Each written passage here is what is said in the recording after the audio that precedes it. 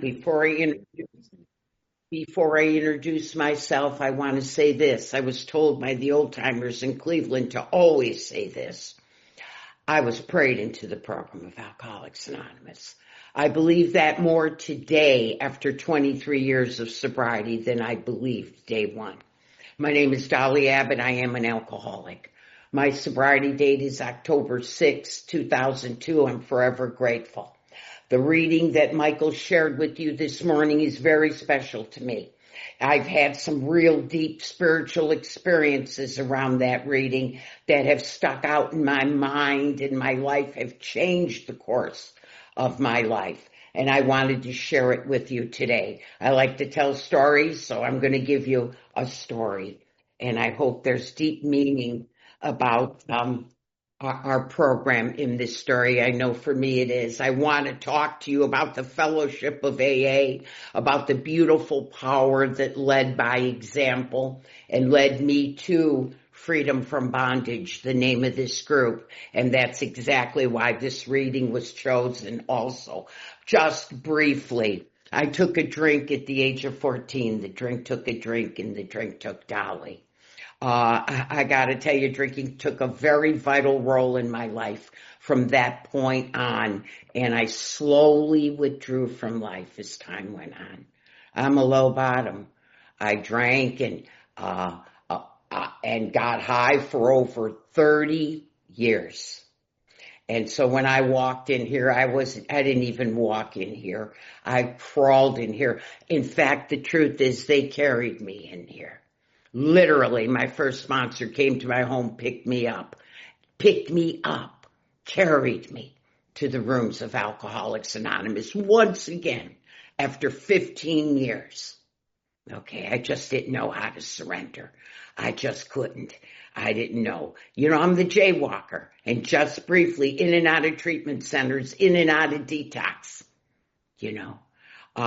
everything I touched in my life, and I was given great opportunities. I had some good things going on, but slowly but surely as life went on, I eventually destroyed. I was a woman who was not capable, even prior to her first drink, of managing my own. There is no doubt in my mind.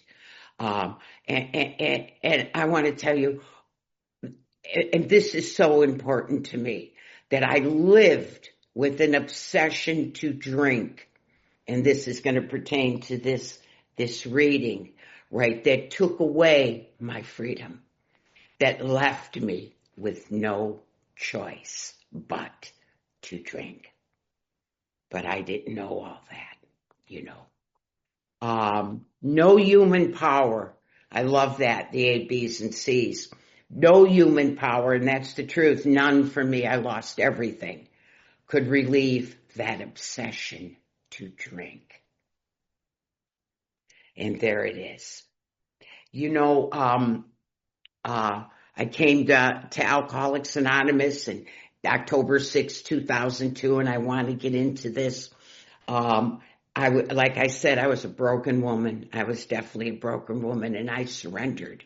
I finally surrendered after I was beaten so badly, not because I said, I surrender, I'm going to do this. I was beaten very, very badly. I was either going to do or to die. There was no middle of the road, no third door to open, do or die. And I want to tell you, one of the first things the old timers here in Cleveland told me, and I come from the Cleveland Akron area, and by far we still use, this is pretty, we still have a little old time AA going here, and thank you God that I was raised like that, because I needed some big time depth and weight, and I got it. And they weren't shy about this idea of God. From day one, they told me, you're going to need a relationship with God. That's the most important thing in your life, Dolly, that you develop a relationship with God. Oh, well, I'm agnostic. And guess what? I know all about God. An avid reader, read many, many things. Okay, that'd be simple. Well, not quite. They said to me, I knew a lot about God. And guess what? All this knowledge about God, all this reading didn't get me sober, never got me sober. I had knowledge. I didn't have a relationship. Well, my first sponsor in Alcoholics Anonymous said to me one day, and it really it really hit me. In fact, it scared me. She said, Dolly, she said, someday you're going to meet the four horsemen: terror, frustration, bewilderment, and despair. You better have a God. I mean, this is early on. I thought, what? Oh my God, who talks like this? I never met people that talk like this. The people I hang around with want another drink. We get another drink. You know, we relieve our problems instantly. I better have a God. Okay. What do you mean? This is scary. How do I do this? What am I going to do now? And they said, don't worry about it. Relax. Wear it loosely. Just follow our directions. This is what the book was designed for, to lead us to a power by which I could live. Wow. By which I could live. And boy, I needed that, didn't I? Because I was on the verge of death by my own hands. And I couldn't live. I didn't know if I believed it or not. They told me I didn't have to believe. I just had to be willing to believe. And that I have the faith of a mustard seed, because I'm going to need this someday. I need God. Okay. I want to tell you that I did surrender to that, like I told you. And I want to say I never did anything perfectly here except step one. Oh yes. I put everything down. Everything. And I was sick as a dog, and I couldn't even talk to people. It was a trip. But I followed them. I just followed them. I just hung on tightly to these new people that were coming into my life. And they were really bringing us goodness. It's called the Fellowship of Alcoholics Anonymous. They took me by the hand and they guided me. They spoon-fed me the program of AA through action by moving my feet. They said, just follow our direction, Dolly. They told me the 12 steps was the road to God. Don't worry about it. Don't worry about anything. Just do as we say. Let's follow this book to the best of our ability. The book is a map. It's going to lead me to this treasure. Okay, right. I got to tell you what I got. They gave me that design for living. Yeah, it was the fellowship that gave me that. The book provided the map, but it was you beautiful people in the fellowship that took me by the hand and walked me there and stayed with me through each step. And then step 9, the death of my mother. You stayed there with me.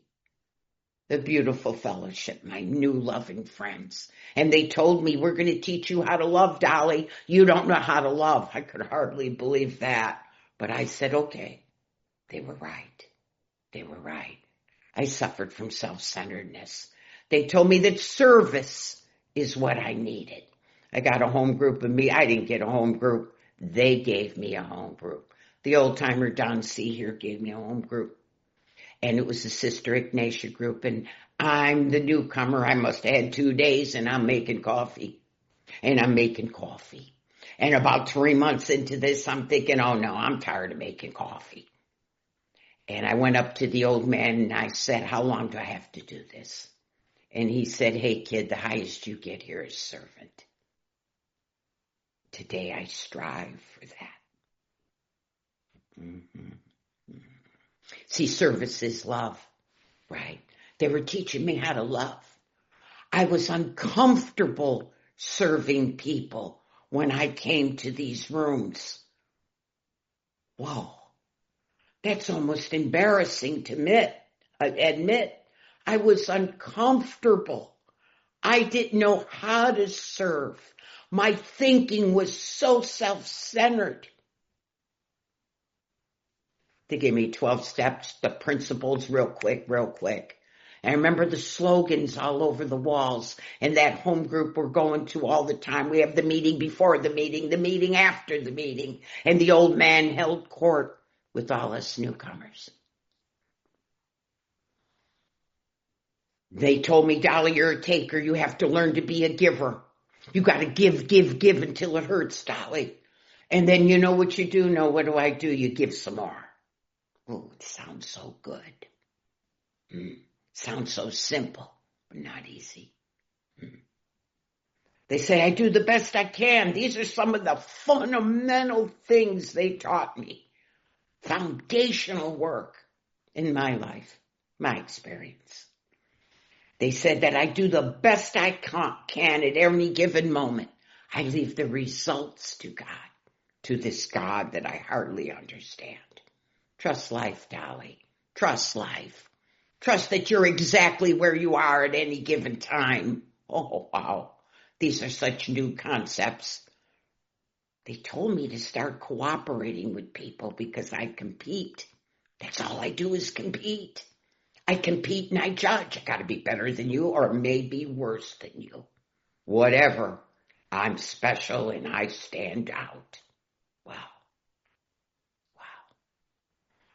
I remember those slogans. Remember the slogans, you guys?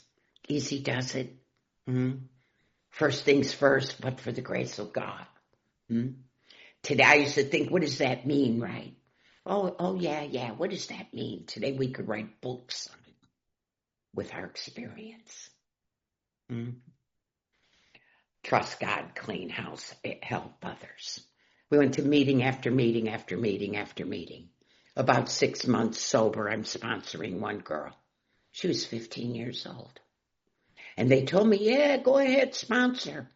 Here I am, 6 months, I haven't taken this drink, and these 4 horsemen have not visited me. How do you like that? I'm doing everything I could. And I couldn't even do any. Her name is Andy, and that was many years ago. And I remember I was on my couch here about 3 a.m, and all of a sudden, an obsession hit me out of nowhere. I don't know where it came from. I started screaming.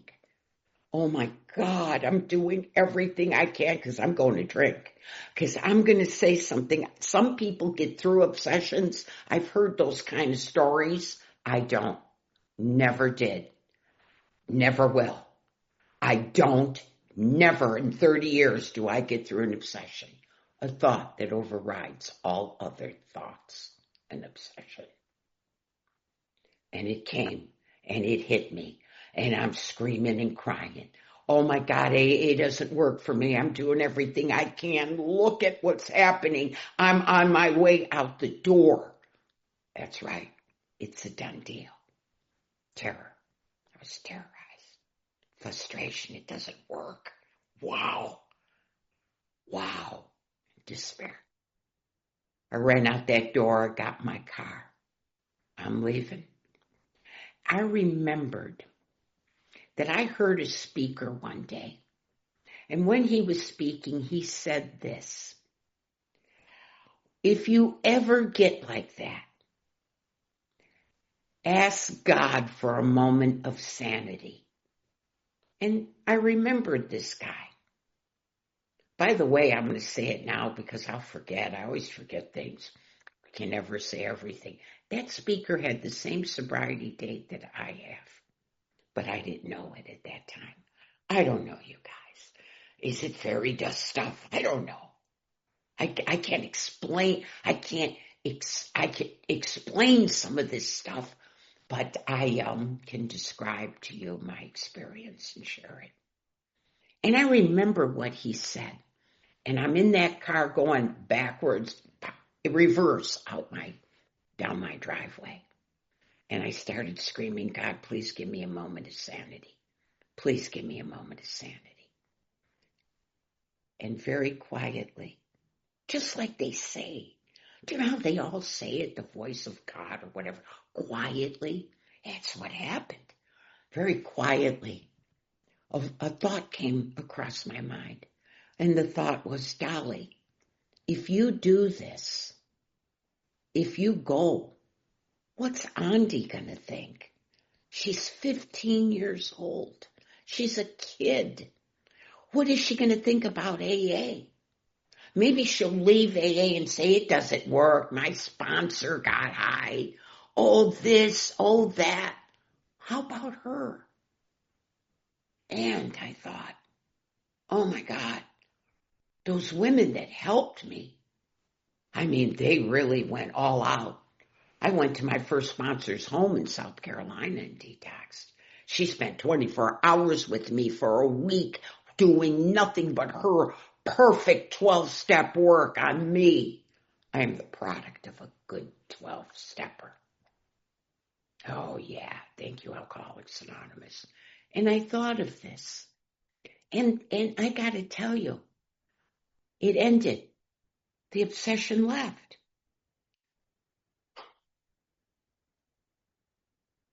Sometimes I think I'm telling a story, and would you believe this? Could you believe this? Could you believe that I asked God and I was relieved? But here's the thing, instantly. Boy, is that a step two? Boy, come to believe, huh? Is that a step two, that God could restore me to sanity? That it is, my right mind. Give me freedom, give me a power to choose, because I had no choice under that obsession. I went in the house. I laid on the couch. I went to bed and I slept like a baby. I tell that story periodically. I never used to. Just in this past year, I've started to tell it. Because it is so, it was something that, boy, you want to talk about a spiritual experience. My good friend Harmon, who's no longer with us, my spiritual advisor, he would say to me, Dolly, a spiritual experience is when you realize there's other people in the world. Whoa, that's really simplifying it, right? He was right. See, I'm so self-centered, none of you are even on my radar. It's all about me, and I didn't know it. I would tell you, the next day, I got up, and I want you to know that I didn't come in my house at 6 months sober and say, oh my God, did God work? Oh my God, was that? I didn't know what happened. I was relieved of the obsession. And that's what I experienced. I laid down. I never put God at all. The next day I got up and I went to a meeting and I was telling my friend Nick. I said, Nick, you don't know what happened last night. And I told him the story. Nick was a newcomer like me. And remember, I'm the one that could never stay sober, in and out. I didn't relapse. I never had anything. It just took me a good 15 years around you beautiful people to actually connect something somewhere. And I didn't connect anything. I was beaten out of me. And your prayers. And Nick said, oh my God, Dolly. I told him the whole story. He said, you're doing this for other people. Oh my God, you're on the wrong footing. And when he said that, see, because he kept saying, and they all would tell me, you got to do this for yourself, Dolly. You got to do this for yourself.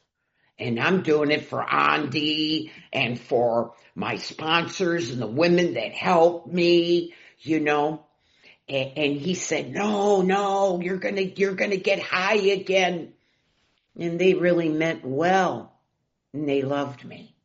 But they were misinformed, at least in my experience. Maybe not for their lives and their journey. I can't judge. But I want to say, as soon as he said that, it clicked. I said, no, Nick, you're wrong. You see, they gave me the 4 absolutes day one. Honesty, unselfishness, purity, and love. We base our sobriety in the very beginning, many of us, on the 4 absolutes. They're all over the book, and I won't give you that right now. But, and I do have the pamphlet out here. And as soon as he said that, it clicked. I said, you're wrong, Nick. I said, that was the first time in my life that I thought about another human being before I drank. And it was an effective thought. How do I know? I didn't drink. I have never had an obsession since. I would like to read to you Unselfishness in the 4 Absolutes pamphlet that can be obtained from the Cleveland District Office. It is not approved literature, but it says something here. And I would reread it over and over and over. So a seed was planted very early on. Thank you, God, you gave this to me. It says, you hear so many people, like Nick said, that I had to do it for myself. This is a selfish program. I'm here to tell you that is not my experience. And I go crazy when I hear people here say that. This is a very unselfish program. There's the problem. Selfishness and self-centeredness is our problem. Unselfishness is the new soil that we stand on. But listen what it says here. It says we must be unselfish, even in our pursuits of self-preservation. Not the least of our aid to others comes from the examples of our own lives, the power of example. We stay sober through thick, thin, through the worst, through the best. We stay sober. Oh, the beautiful fellowship of AA, and I can't even tell you, the spirit of Alcoholics Anonymous just got into my heart. And then it says this, is there any protection against that first drink which equals our thought of what it may do to others? Andy, whose due to others, those whose unselfish love guided us in the beginning, and those whom we in turn guided later on. We are again reminded of the last verse of an anonymous poem. I must remember as I go through sober days, both high and low, what I must always seem to be for him who always follows me, the power of example. Herman Vila used to tell me one of the greatest powers that exists, Dolly, the power of example. I want to say that I don't know how much time I have, 10 minutes. I'll probably end before that, but I want to share a couple other things from that. What I know today, and I didn't know it all back then. I live forward, I understand backwards, and I'm slow. I'm very, very slow. It takes me years. I didn't know what was really happening to me. I didn't know that thought and the depth and weight of what truly took place until many, many years later, maybe 15, 20 years later. And I got to tell you, thank God, God doesn't make too hard terms, right, for those who seek him. Because I'll tell you, I didn't know it. But when I was following those newfound friends, you get me in this home group and all those slogans and all those meetings and all that discipline and all this and prayer and meditation and asking me over and over, did you go to God? Did you go to God? Go to God. Go to God. No, I don't. What do you mean go to God? I'm coming to you for the answers. No, go to God first. everybody here, not one or two people. They were pretty consistent, these old timers. Till I said, okay, I'll just go to God for I could tell him. I went to God, now I'm coming to you. See, all of that, I was developing a relationship with God, and I didn't know it. All of it. You see, because this book is designed to lead me to a power by which I could live. And that night, I had an effective mental defense against the first drink.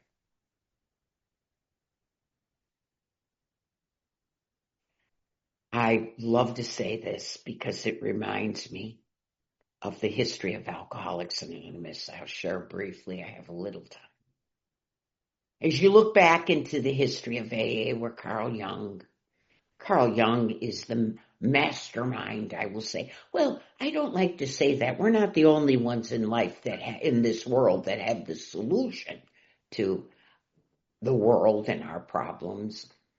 But with this alcoholism, Carl Jung really gave us step 2. He's the man that declared we need a vital spiritual experience. We need contact with God. We need union with God.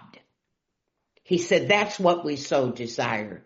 This could be found in Bill Wilson's letters to Carl Jung and back. And I love this so much. Carl Jung in our book talks about, there's a Roland Hazard, that name, where he tells Roland, I can't help you. But he says, I advise you to get involved, maybe with a group of people that are like-minded. And I'm just paraphrasing real briefly. And so Roland gets involved with this Oxford group people. And Carl Jung describes to Bill that there's a couple ways to get this spiritual experience, a grace from God. And I believe I did have that.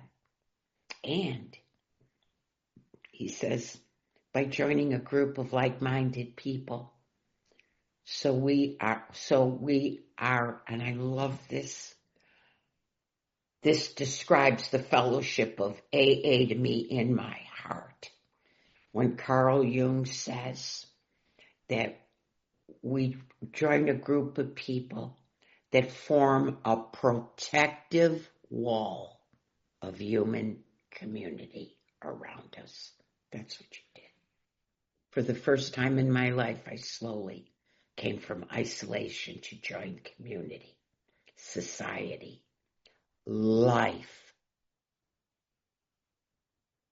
Wow. And you guided me. You still do. You still do. Desmond Tutu, Archbishop of South Africa, is currently deceased. They asked him, who is God? I was shocked because he's a Christian. He was a real deep Christian, but I'm not shocked today. He said, God is community. Ann Smith, mother of AA, said you must love everybody. Community. And that community can be expanded to worldviews. I was learning to love you, and I didn't know it. Everything was becoming about you, and I didn't know it. Everything was the service and the action. I only have six minutes, but I want to say something. The more I loved you by serving, the more the presence of God materialized in my life. I didn't even know it. I couldn't have even described it to you. Sometimes I think, is this fairy dust? Really? Where are we? Are we in the middle of this wholesale miracle where it's like poof, poof, the solution there, the problem is solved. Solved. I lived with an obsession for 20 years. Solved. Are you crazy? What is this place? No, we're not crazy. I'm not the only one to give you this testimony. Many will in this world. The problem was removed, and the problem was the obsession. Because once the obsession was removed, I had the freedom of my mind to think about other things. How do you like that? And eventually, the freedom from my fears, not total, my resentments, because I can make a choice, is removed. I'm free. The greatest gift this program is giving me is freedom. Freedom. That I can make choices without fear, that I can make choices without resentment, that I can make choices without hatred. I have that possibilities now. I couldn't even make a choice not to drink years ago. They call that free will. I got my free will back, you guys. I'm on the road with you, and I'm not perfect. I want to tell you, I'd like to end because it's true for me, with a dear friend of mine in New York, Liz Bailey. She used to say, "Thank you for my life. Without you, there is no me." That is the truth. Without us, there's not one of us. I don't see many of us on this screen. I see one. And I'm going to tell you, this is not a selfish program. Not at all. If it was selfish, I'd have no problem here. It would have been very simple and easy for me. This is, and I'm just going to end it and let it go, the reflection of Francis, this entire thing. It is by self-forgetting that one finds. So if you hear someone tell you this is a selfish program, run. That's my advice. You don't have to take it. Maybe for you it'll work. Run. Right. And I think I want to say in all fairness that people say that a lot because what they mean is your sobriety has to come first. And yes, our sobriety must come first. That is the most unselfish act I give to the world today. My sobriety is first. Now I could come and love you. Thank you so much for having me. God bless you.